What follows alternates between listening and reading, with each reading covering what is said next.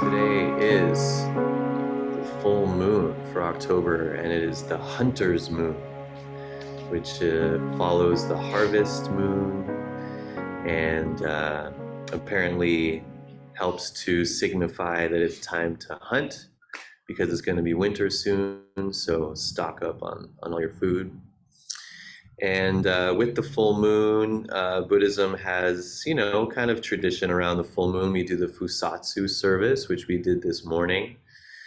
We had a couple people show up, and it's our time to, the Fusatsu ceremony is kind of like a renewal of our vows to practice the precepts, and precepts being kind of the ethical guidelines in Buddhism. And it's a chance to atone for all the ways that we have caused suffering for ourselves and others. And then we also chant and invoke the names of the Buddhas, the Bodhisattvas, and the Buddhas that were, the Buddhas that are, and the Buddhas to come. And obviously invoking the names of the Buddhas is really just invoking the Buddhas that we are already, the Buddhas, the enlightened beings that we already are. So thanks for those of you who joined us for Fusatsu this morning. It's always nice to do that ancient ceremony. It's like the most ancient thing we do. It like goes back to the time of the Buddha himself.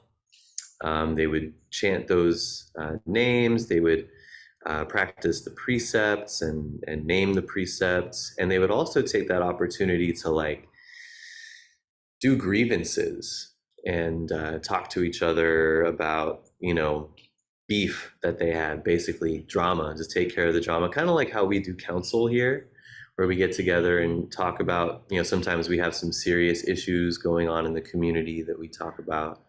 And so the full moon was kind of the time that they would do that way back in the day.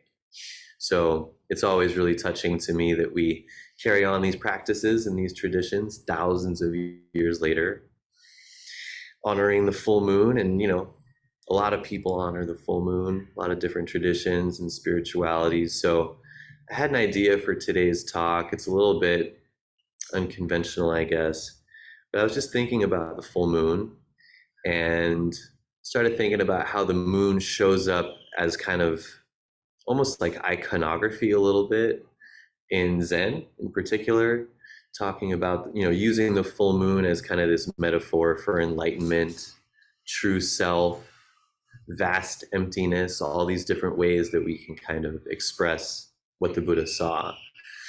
And, Dogen has a famous line, I think it's Dogen, about a hazy moon. One of the first Zen centers I ever practiced at was called Hazy Moon Zen Center. And that's kind of a perfect metaphor for our life, right? Like what we are naturally is this bright, shining, silver, full moon. Totally unclouded, totally pure, totally clear, totally whole. That's what our essential nature is. Whether we like it or not, whether we know it or not, that is what we are. But the haziness, that little fog that kind of like obscures the moon, that is our life. That's our relative reality. That's our karma. That's our hangups. That's our issues. That's our addictions, our traumas, all of the cause and effect conditions of our life make that big, bold, bright, blazing moon hazy.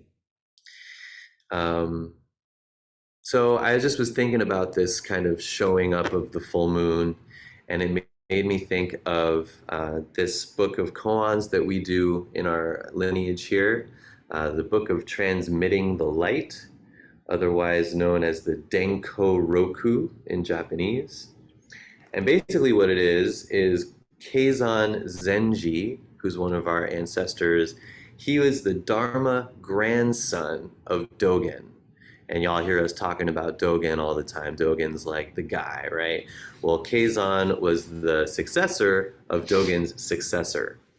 And Keizan was really instrumental. You know, Dogen was a major master, but he was like super simple. He had a small congregation. He was just like all about Zazen and maybe like kind of an introverted kind of guy, a great writer. And then Kazon is kind of famous for like being kind of a showy guy. And he kind of turned the temple into like this major place for people to come. And he, wanted to kind of make it more of a spectacle, more kind of like things, put some more things to kind of attract more people to the Dharma. We all have our different paths. Every teacher you go see in every Dharma center is going to be totally different, have a different vibe. And so one of the things that Kazon did was he made this collection of the stories of the enlightenment of all the ancestors from the Buddha through his teacher, right? So you hear us talk about the lineage, right? Zen is all about the lineage.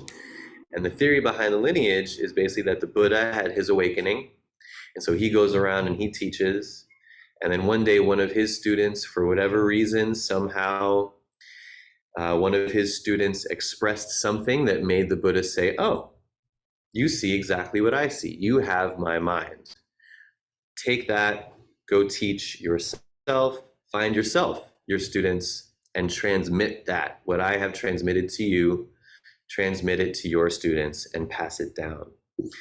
And so from the time of the Buddha, this mind of awakening, this mind of the Buddha has been intimately passed down from teacher to student, from teacher to student, from teacher to student, all the way down to the present day, in our case, Seisen Roshi, who passed it on to Echo Sensei, who's here with us today. And then when you get that transmission, part of that vow of accepting the transmission is that you will pass it on to someone else. So obviously, if you can imagine a lineage tree and all the different passing downs with all the different successors, it gets very wide and very complicated. But each teacher does have their own lineage. And so this is Kazon's. And so he tells the story of each ancestor's enlightenment and then gives a little talk on them. So it's a really fascinating book to read, but particularly once you finish the first 500 or 600 koans, then you get to these.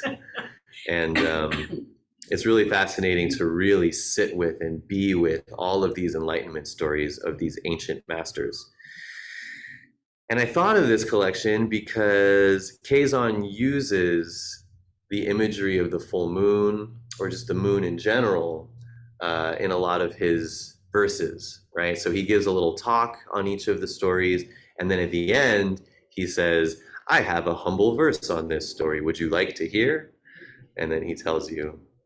So I just kind of flagged all the verses that mention the moon, and I thought we could just read them. And as Jeong-gak, our guest speaker and Dharma friend, said, don't try to understand them. Don't try to logically get them. Don't try to analyze them. Just kind of imagine that they're just like wind, and we are trees, and the wind will hit some of our leaves and not hit some of our leaves, and just kind of let it wash over you as a wind. And we can kind of just read through them and briefly talk about them and honor the role that the moon plays in these teachings. So the first one I flagged is the story of the enlightenment of Prajnatara, who's one of the later Indian ancestors. So the verse about his enlightenment goes, moonlight reflected in the bottom of the pond is bright in the sky. The water reaching to the sky is totally clear and pure. Though you scoop it up repeatedly and try to know it, vast, clarifying all, it remains unknown. So, just going line by line, moonlight reflected in the bottom of the pond. So we can imagine that. We've all seen that, right? When the moon is super bright, and you can definitely see it shimmering on the surface of the water. But then if the water is really clear, you can see it all the way to the bottom. You can even see that light illuminate the floor of the pond. So if we take this metaphor of the bright moon as enlightenment, then we are the water, our life is the water, always flowing. Then that light can really penetrate to the depths of our being if we're clear enough, right? Through this practice of zazen or prayer or relationship or whatever it is that your practice is, that clearing away of the haziness, like we talked about before, to be really clear that enlightenment penetrates us to our very core. So that moonlight reflected in the bottom of the pond is bright in the sky. So he's starting to create this imagery of, the bottom of the pond and the ultimate depths of the heavens are one, right? He's starting to kind of blur the lines between that enlightenment there, up there, and my life, which is the water, right? To think that they are actually separate things is delusion. The water reaching to the sky is totally clear and pure. Again, painting that, it's such a beautiful use of language, man. The water reaching to the sky, right? We think that enlightenment, we think that the absolute reality is this untouchable thing that we can't grasp. But really, that water and sky blend as one, because it is. Water comes from the sky, falls into the pond, evaporates and goes back up to the sky. It really is all one thing. So he's really kind of painting that image there. The water reaching to the sky is totally clear and pure. So in order to see that oneness, in order to see that that moonlight is me and my life, we kind of have to clear some things away. We have to do this work of zazen, sesshin, going to church, being with our people, practicing open-mindedness, mindfulness, going to therapy. We have to do this work in order to embody this oneness, this moonlight. Though you scoop it up repeatedly and try to know it. So this scooping up, I just think, is everything we do. Going to work, making breakfast in the morning, falling in love, teaching things, reading from books. All of the things that we do in our relative reality is trying to scoop up this water. It's trying to manipulate and control and get a hold of and otherwise manage this crazy flowy water life that we have.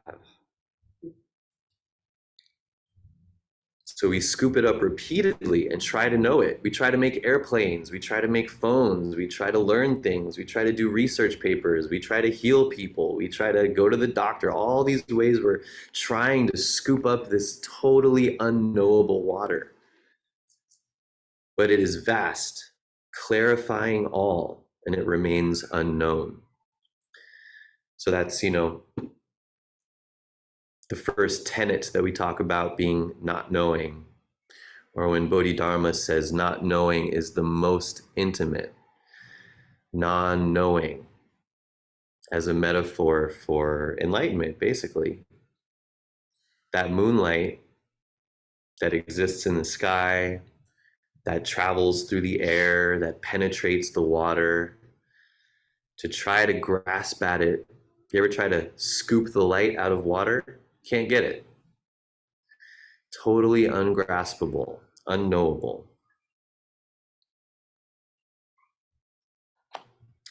The next one, this is for the enlightenment story of Dajian Huineng. So this is the sixth ancestor. This guy is famous. This is the dude who was a poor wood chopper, uneducated, and he came to this monastery and they're like, who's this gross, uneducated guy?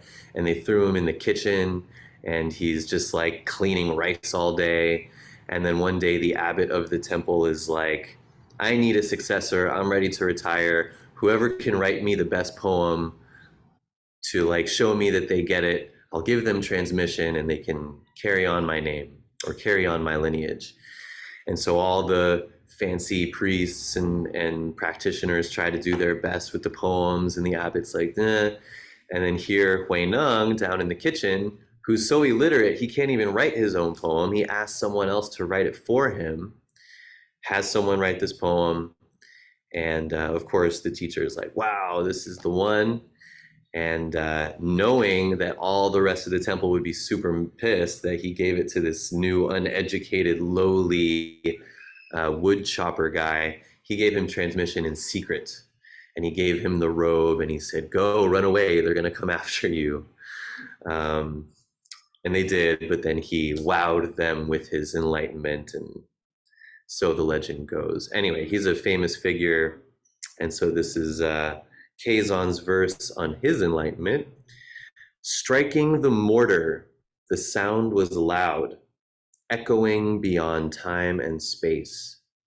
Sifting the clouds, the silver moon appeared, and the night was deep and clear. So striking the mortar, I think you'll see in a lot of these koans, this story, this imagery of like making a loud sound and having a huge impact on somebody. That's like kind of a common story. I'm sure we've all been there, right? I'm sure all of us, if we've been sitting really hard, maybe in session, and you hear a bird outside, and that bird is just so loud, louder than any volume you can possibly imagine.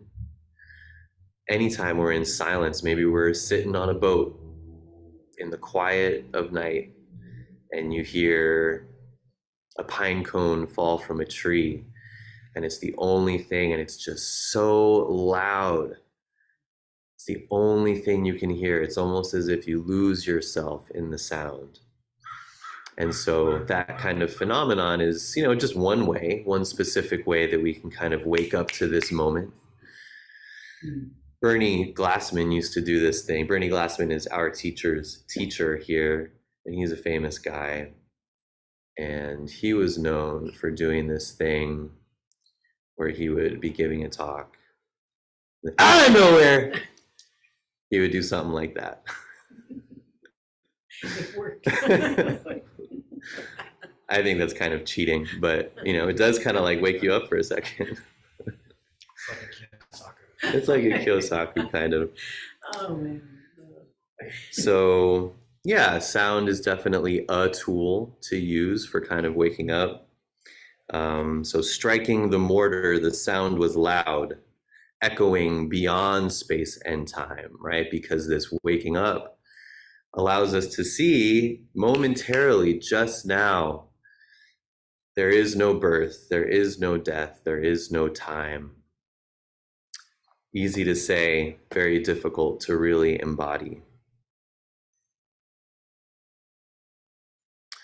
Sifting the clouds, the silver moon appeared. So again, we see this, right? Sifting that cloud, that loud noise, that deep zazen, whatever it is to allow us to really dissipate into the moment, sifting those clouds of thought, of karma. The silver moon appears, this beautiful experience, and the night was deep and clear. Who doesn't want to be deep and clear? That's what I'm doing here, dedicating my life to this practice. I want to be deep. I want to have deep relationships. I want to have deep emotions. I want to have deep experiences. I want to have deep intimacy with my life. And clarity. Depth without clarity can be very painful, at least in my experience. Next verse is from the Enlightenment story of Yuanyan Tansheng, who's a Chinese. So now we're like into China, right? The first ancestors of our lineage are in India, because that's where Buddha was from, and then eventually it travels. Bodhidharma takes it to China, so now we're into the Chinese ancestors. And this verse says, a solitary boat proceeds unaided in the bright moonlight. If you turn around and look, the reeds on the ancient shore do not sway. So a solitary boat What is that solitary boat? Is it me? Is it little me, as in like Chowa? Is it big me, as in all of us as one? Right? If we're going to talk about oneness, the oneness of all things, then we can see this entire universe as just a solitary boat proceeding. A solitary boat proceeds unaided. Unaided. That's so important. I love that he uses that word. Nothing to hold on to. This kind of points to, kind of, I don't want to say atheism, but I kind of want to say atheism. Just contrasted, this unaidedness contrasted with the aid of a dogma, the aid of protocol, formulas, right? Something to hold on to. If you pray, if you believe in this, you will go to heaven. If you work on this, if you practice, you will become Kobe Bryant. If you do this, you will get that. And our practice and the Buddha way doesn't necessarily function like that. It's totally free, totally unaided. We just have to, it's our job to be present in every moment. That's the only aid we have, is this moment, being born and dying constantly, unaided by anything permanent, right? This points to impermanence. I read something, I was trying to do research for the talk today, and I read something, who said it? I think Maizumi Roshi was saying that somewhere Dogen or Buddha, one of the big guys, said that in every second, we are born and die 70,000 times. Like that, there are 70,000 moments in a second. That's, pretty to think about, but, there is some kind of truth there. And I think that points to this unaided boat that we are in. Everything dying and being reborn constantly. So this solitary oneness boat, unaided in the bright moonlight, whether you know it or not, whether you like it or not, enlightenment is shining on you, shining from you right now. And Zazen helps us see that. If you turn around and look, the reeds on the ancient shore do not sway. This one's tough, but just kind of quickly riffing on it. Turning around and look, this is actually a reference to the actual story, which we don't really have time to go into right now. But this turning around and looking is kind of coming from a place of clarity, right? Like stop what you're doing, stop the thinking, stop the noise, and just turn around. Maybe we could say turn inward and look. The reeds on the ancient shore, right? So the ancient shore is the one absolute life that we all share, timelessness. In real oneness, people living 5,000 years ago are us. They are us. So this ancient, timeless shore that we all share, the reeds do not sway. And the imagery I get is like, imagine if you're looking at like reeds, like a field of reeds far away, even though when you're up close, each of the reeds is doing this. If you look at them from far away, it's just going to be this blur, right? It's just going to be like a painting. It's just going to be this one smattering of brown and red or whatever color the reeds are. And so if we look at our life from the perspective of oneness, not the little differences of our everyday relative reality, then we can start to see that swaying. Maybe the swaying is the issues, the suffering of our life, the karma of our life. It all just blends into the great oneness. Getting poetic here. I'll just do one more really quickly. This is for the Enlightenment story of Tongnan Guanzhu. So he's another Chinese ancestor. The light of the mind moon and the colors of the eye flower are splendid, shining forth and blooming beyond time. Who can appreciate them? So again, this kind of has to do with the actual story. And in the story, I believe they're talking about, the master in question says, what worldly people love, I love not. Right? So it's kind of this like arrogant expression of, I'm not tempted by riches and women and rich food and all the worldly things. I'm into something more. That's what drives me. And then the story kind of goes into that. But I think that's basically what he's talking about here in this verse, the light of the mind moon. So not necessarily the moon, the worldly moon that we see in the sky, but the enlightenment of you, that is your mind as it is, with all of its depression and confusion and trauma, just as it is. The moon of enlightenment is shining through it right now.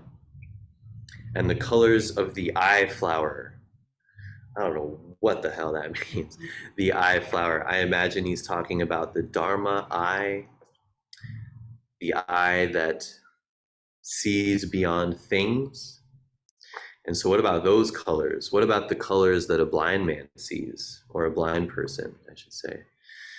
What about those colors? The colors that are not on the light spectrum, the colors that you see with your hara, or your tummy, your soul, your essence. Those colors are splendid. And I think we can see those colors through Zazen and through quieting the noise. Shining forth and blooming beyond time, right? So this moon mind, this mind moon, the enlightenment of your mind right now, shining forth beyond time, timeless, timeless. Who can appreciate them? I hope you can. I hope I can. And I hope we can do it together. Thank you all for listening, and I'll open it up for any questions or comments.